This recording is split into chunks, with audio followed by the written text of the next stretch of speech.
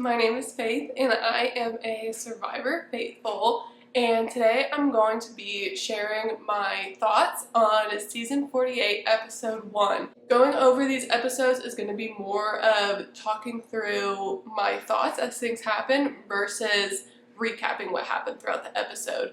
So if you have not watched this episode, I do not recommend you continue this video because there will be spoilers ahead. Right off the bat, something that they did this season that I personally really liked was throughout the intro, they showed the contestants' reaction to them being told that they were going to be on this season. I saw a lot of mixed reactions about this, but I personally liked it.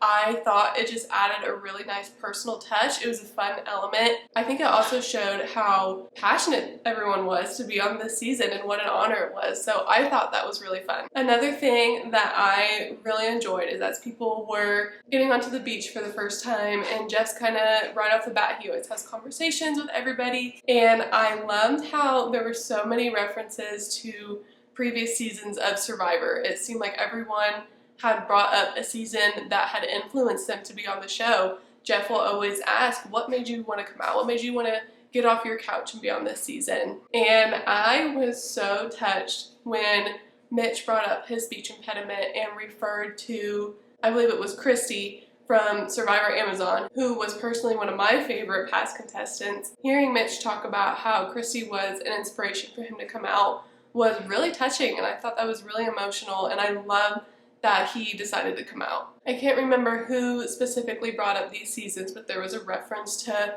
Cook Islands and David and Goliath. I think it might have been Kevin who brought that up. And I just love it. Those are some of the best seasons of Survivor that we have seen.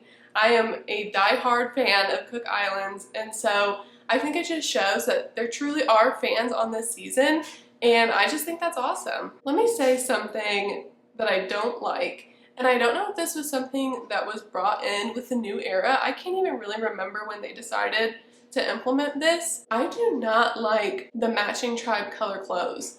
I just think, I don't know, it's a little bit of almost an eyesore for me. Like, I don't like the aesthetic of it. And I feel like you lose the personal touch of like everyone going out and wearing clothes that are who they are and represent themselves. And I think you can still maybe get that with what they're wearing. I don't know. It's just something that I'm not a fan of. Okay, going past the marooning challenge and going to the challenge where it was just the two guys who were competing against each other trying to win the machete and the pot and the flint for the tribe. The question that I had this whole time is when they got the machete, there was like a stick that was like this, where the machete was on top, and another stick that was like this holding this up. Could they not have just chopped down the stick that was holding the stick up? Does that even make sense? But I was just watching it the whole time and I'm like, I feel like they're making this way harder than it needs to be. But maybe I'm missing something, and maybe I'm just thinking it was easier in my head, when in reality it probably definitely wasn't. Another part about that is I was absolutely devastated when that one guy broke his pot. The fact that he filled his pot up with water to help the other guy finish and win the challenge, I felt like said a lot about his character, and I really respected that. Moving on to the beware advantages. Seeing David on his tribe, I wish he wouldn't have shared the clue with everybody. I will always be somebody who is so against telling anyone that you have a clue or that you found the hidden immunity idol. I'm always gonna go by the zip lip code. Don't tell anybody. I try to understand the perspective, and I know it is hard with the beware advantage because once you find it, you lose your vote until you actually find the hidden beauty idol. And so I know there's an added element to it. Again, I know when you're probably there and in the show, it's really hard and you want to have somebody that you know has your back. And so I'm sure there's things I don't understand, but it just kills me because I'm like, I just don't ever want it to come back and bite them in the butt because they told somebody about something. Then we go to the other tribe, and Sai found the beware advantage there. And I totally respect that she was looking for that hidden immunity idol right off the bat. And I'll talk about her a little bit later on in this video. I know she's been very controversial, but I have to say, like I said, I respect that she went looking for it. I talked about this in the last video, but I do love the beware advantages, and I think they're really fun. My favorite one that they've ever done, I think it was in either Survivor season 41 and or 42, I could be wrong, but when they all were given a separate phrase on each tribe and they all had to say it at the same time for them to be able to get the Hidden Immunity Idol. It was hilarious, and I want them to bring that back in season 50 so bad. Then we get to Tribal Council. It was pretty much a Stephanie versus Sai showdown, and I really liked Stephanie, and she used her shot in the dark, which was absolutely insane, and she ended up not safe and going home. Felt like Stephanie was so underrated. She almost reminded me of Carolyn a little bit. I will say, I thought it was a crazy Tribal Council. The fact that somebody played their shot in the dark on episode 1, I don't know, I think it just means that there's good things to come.